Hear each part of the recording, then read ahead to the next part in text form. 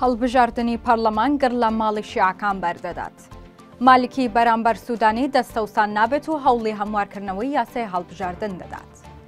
دیاریکردنی ڕۆژی هەڵبژاردن لە لایەن محەممەد شیع سوودانیەوە کە 11 ئەم ساڵە ئاگری ناکۆکیەکانی ناوماڵی شیعەکانی زیاتر گەورە کردووە. هەرزوو نووری مالکی لە ڕێگای فراکسیۆنی دەوڵەتی یاساوە ڕایگەیاند کە هێشتا لایەنەکان ڕێک نەکەوتون بە یاساکە ئێستا هەڵبژاردن بکرێت. ئەمەش وەک ئاماژەیەک بۆ ڕەتکردنەوەی بەیاننامەکەی سوودانی کە باسی لەوە کردبوو لە کۆبوونەوەی هاوپەیمانی ئیدارەی دەوڵەت ڕێککەوتن کراوە بەم یاسایە هەڵبژاردن بکرێت. هەر بۆیە لە ماوەی 24 کاتژمێردا کۆمیسیۆن ئامادەی بۆ هەڵبژاردن ڕاگەیاند و وتی لە 15 ئەم مانگەوە دەست دەکەم بە تۆمارکردنی ناوی حیزب و هاوپەیمانێتیەکان. لا نوێترین پێشاتیشدا هەمواری یاسای هەڵبژاردن خراوەتە بەرنامەی کاری دانیشتنی ڕۆژی دووشەممەی پەرلەمانەوە. ئەمەش بەمانای ئەوە دێت کە مالکی خۆی نادات بەدەستەوە و دەیەوێت هەرچۆنێک بێت یاساکە دەستکاری بکات.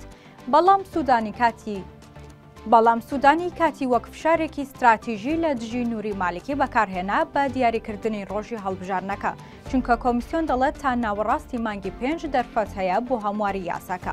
ئەمەش کارێکی قورسە بۆ بەرەی مالکی کە لەم ماوە دیاریکراوەدا کۆدەنگیەک ڕێکبخەن بۆ هەمواری یاساکە. هەرچۆنێک بێت تا ئێستا سوودانی وەک براوەی پێشوەختەی هەڵبژاردنەکە دەبینرێت، بەڵام کات زۆر جار گەمەکە دەگۆڕێت و ئەوەی ئێستا براوەیە سبەینێت دەبێت بە دۆڕاوی مەیدانەکە.